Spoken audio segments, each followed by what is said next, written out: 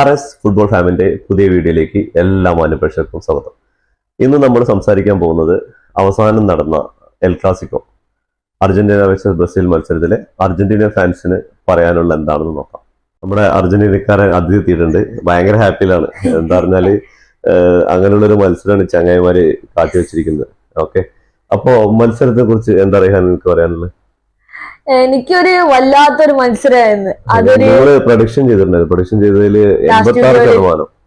അത് എനിക്കപ്പോ ഞാനൊന്നും സമനിലാണ്. ഞാൻ എന്റെ പ്രൊഡിക്ഷൻ സമനില അല്ലെങ്കിൽ 1-0 ജയിക്കുന്നത് ഞാൻ പ്രൊഡിക്ഷൻ. അപ്പൊ നിങ്ങളാണ് പറഞ്ഞത് 86% വിജയിക്കാൻ.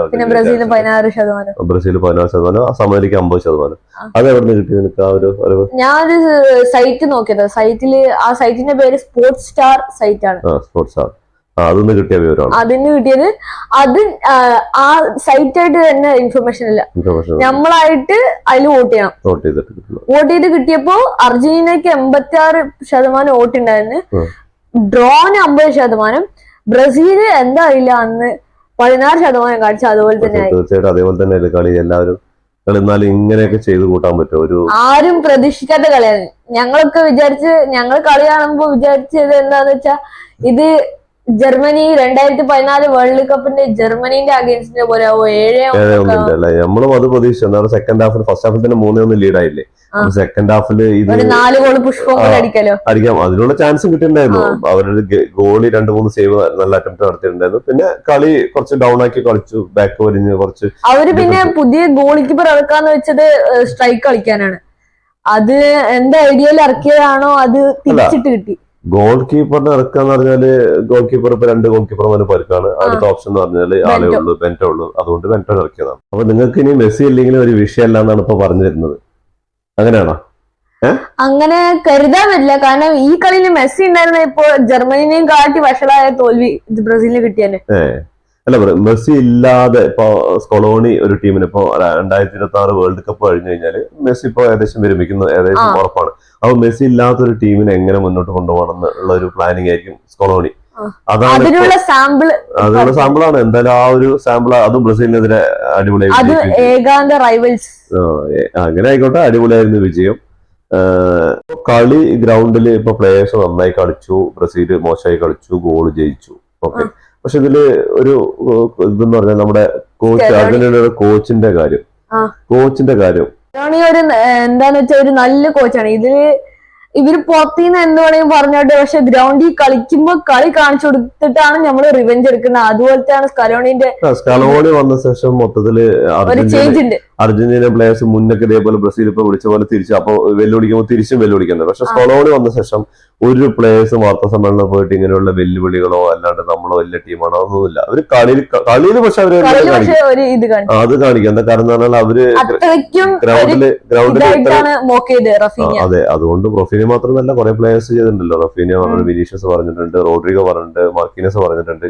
പക്ഷെ ബ്രസീലിന്റെ കോച്ച് കുറച്ച് നല്ല കാര്യങ്ങളാണ് പറഞ്ഞത്. നിങ്ങൾ അങ്ങനെ പ്രതികരിക്കരുത്, നല്ല രീതിയിൽ കളിക്കണം, അതിന് നല്ല രീതിയിൽ ബഹുമാനിക്കണം എന്ന് പറഞ്ഞിട്ടുണ്ട് ബ്രസീലിന്റെ കോച്ച്. അപ്പോ ഈ കളി ഇങ്ങനെ പോവുകയാണെങ്കിൽ 2026 വേൾഡ് കപ്പ് നിങ്ങൾ അർജന്റീന അടിക്കുന്നതാണ് പറയുന്നത്.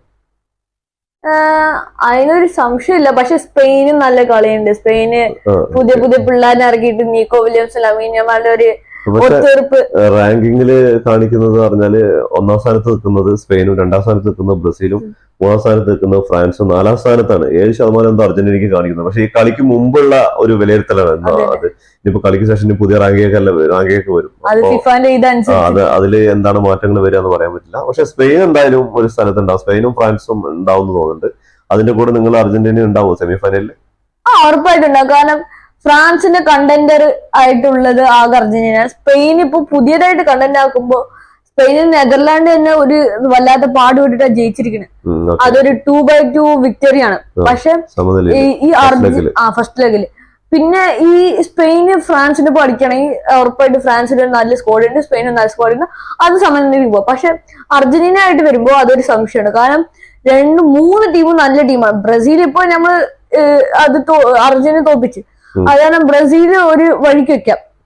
സെമിയില് ബ്രസീൽ ജയിച്ചാലും ജയിച്ചില്ലെങ്കിലും എന്തായാലും ഫൈനൽസിൽ എത്തുമ്പോ world cup finals just example ആണെങ്കിൽ വേൾഡ് കപ്പ് ഫൈനൽ എത്തുമ്പോൾ എന്തായാലും ഏത് ടീമാണെങ്കിലും ബ്രസീലിനെ തോൽപ്പിക്കും. പക്ഷെ ബ്രസീലിനെ എഴുതി തള്ളാൻ പറ്റില്ല. ബ്രസീലില് നല്ലൊരു കോച്ചിന്റെ കയ്യിൽ കിട്ടിക്കഴിഞ്ഞാല് ബ്രസീൽ വേറെ ലെവല് കളിയാവും. പക്ഷെ ഈ പ്രാവശ്യം കണ്ടത് ഇപ്പോ അഞ്ചലോട്ടിയുടെ റിയൽ മാഡ്രിഡിന്റെ കോച്ചിന് ഇപ്പോ ഇൻവൈറ്റ് ചെയ്തിട്ടുണ്ട് ബ്രസീൽ ഇനി അഞ്ചലോട്ടി എങ്ങാനും വന്നാൽ ഒരു ഇംപ്രൂവ്മെന്റ് കാണാൻ സാധ്യതകളുണ്ട്. അതുമല്ല, ബ്രസീലിന്റെ ടീമിന്റെ ഉള്ളിൽ കുറച്ചധികം പ്രശ്നങ്ങൾ പറയുന്നുണ്ട്. പറഞ്ഞിട്ടുണ്ട് ഇവര് കളിക്കാൻ ഗ്രൗണ്ടിലുള്ള സപ്പോർട്ട് അല്ല നോക്കുന്നത്, ഇവര് ജേഴ്സിക്ക് വേണ്ടി നമ്പറിന് വേണ്ടി അങ്ങനെ ഒരു ഇതൊക്കെ ഉണ്ട്. അതൊക്കെ ഉണ്ടായി തന്നെ പിന്നെ കളിയിലും ബാധിക്കും. പിന്നെ ഇവര് കോച്ചിനെ ഉൾപ്പെടുത്തുന്നില്ല. എങ്ങനെയാണെന്ന് വെച്ചാൽ ഈ കളി ഉരുഗ്വേന്റെ ഒപ്പം കളി ഉണ്ടായിരുന്നില്ലേ ബ്രസീലിന്, അതില് കുറച്ചു നേരം കഴിഞ്ഞ് എക്സ്ട്രാ ടൈം ആകുമ്പോ ഉരുഗ്വേന്റെ ടീം അവരുടെ കോച്ചിലാണ് ഫോക്കസ് ചെയ്യുന്നത്. പക്ഷെ ബ്രസീൽ ടീം കോച്ച് സംസാരിക്കാൻ വരെ സമ്മതിക്കില്ല. അപ്പൊ ഒരു കോച്ചിന് അവസരം കൊടുത്താൽ കോച്ച് ടീമിനെ ഇമ്പ്രൂവ് ചെയ്യാം. ഈ പ്ലെയേഴ്സ് അവരാണ് വലുതെന്ന് വെച്ച് കാണിക്കുകയാണെങ്കിൽ അങ്ങനെ തന്നെ ഇങ്ങനെ തന്നെ ടീം കൊണ്ടിരിക്കും. വഴക്കും അടിമുടി നമ്പർ നിങ്ങൾ പറഞ്ഞ പോലെ അങ്ങനെയും പോകാൻ സാധ്യതയുണ്ട്. അതല്ല, ഞാനൊരു കാര്യം ചോദിക്കുന്നത്, ഈ അർജന്റീന ബ്രസീൽ കളിയിൽ ഏറ്റവും ഇഷ്ടപ്പെട്ട ആ ഒരു നിമിഷം അല്ലെങ്കിൽ ഏറ്റവും ഇഷ്ടപ്പെട്ട ഗോള് ഏതാണ്? എനിക്ക് രണ്ടെണ്ണം ഉണ്ട്. ഒന്ന് സിമിയോണിന്റെ ഗോള്, ഒരു അച്ഛന്റെ ഒരു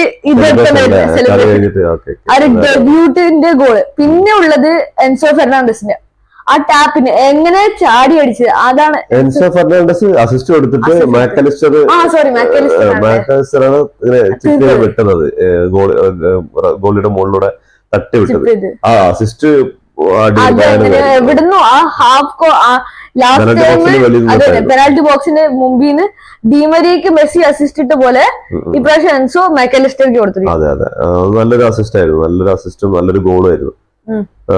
അതിനിടയിൽ കുറച്ച് അടിപിടികളും പ്രശ്നങ്ങളൊക്കെ ഉണ്ടായിരുന്നു. പക്ഷെ ഹാഫ് ടൈം ആകുമ്പോ ഒരു മോക്കിങ് അതിന് തിരിച്ചിട്ട് കൊടുക്കുന്നത്, അതിന്റെ ഇടയിൽ എമി മാർട്ടിനസ് തുടങ്ങിയത് അത് നിർത്താൻ പറഞ്ഞു. സ്കലോണിയും മറ്റുള്ള ടീം അംഗങ്ങളിലെയും സ്കലോണി പറഞ്ഞത് എന്താ വെച്ചാൽ നമ്മള് ക്യാപ്റ്റന്മാര് ഒരു ഫ്രണ്ട്ഷിപ്പ് അല്ലേ, അതുപോലെ നമ്മൾക്ക് പിന്നെ സ്കലോണി മാച്ച് എന്ന് പറഞ്ഞിരിക്കുന്നു. ഞാൻ റഫീനെ ഫൊർഗീവ് ആക്കിയിരിക്കുന്നു. റഫീന ഒരു കളിക്കാരനാണ്, അതിന് ഒരു അപ്രീഷിയേഷൻ തന്നിട്ടുണ്ട്. ബലണ്ടിയോറിനെ ജയിക്കാനായിട്ട് ഒരു സാധ്യതകള് അതില് ഒരു ഇത് കണ്ടന്ററായിട്ട് പറയുന്നത് സ്കലോണി ഇപ്പൊ ഫൊർഗീവ് ചെയ്തതാണ് ഏറ്റവും നല്ല ഫെയർ പ്ലേ ഇതുവരെ ഞാൻ കണ്ടിട്ടുള്ളത്. ഓക്കെ, അപ്പോ ഇനി അടുത്ത വേൾഡ് കപ്പടിക്കാം, 4ാമത്തെ കപ്പ് ഷെൽഫിലെത്തുന്നാണ് നിങ്ങൾ പറയുന്നത്? ഏകദേശം. അപ്പോ thank you so much. Okay, bye. ഈ വീഡിയോ ഇഷ്ടപ്പെട്ട ലൈക്ക് ചെയ്യുക, സബ്സ്ക്രൈബ് ചെയ്യുക, ഷെയർ ചെയ്യുക. നിങ്ങളെ വിലപ്പെട്ട കമന്റ്സ് കമന്റ് ബോക്സിൽ ചെയ്യുക. ഫുട്ബോൾ ലോകത്ത് പുതിയൊരു വീഡിയോ ആയി കാണുന്നവരെ ടാറ്റാ ബൈ.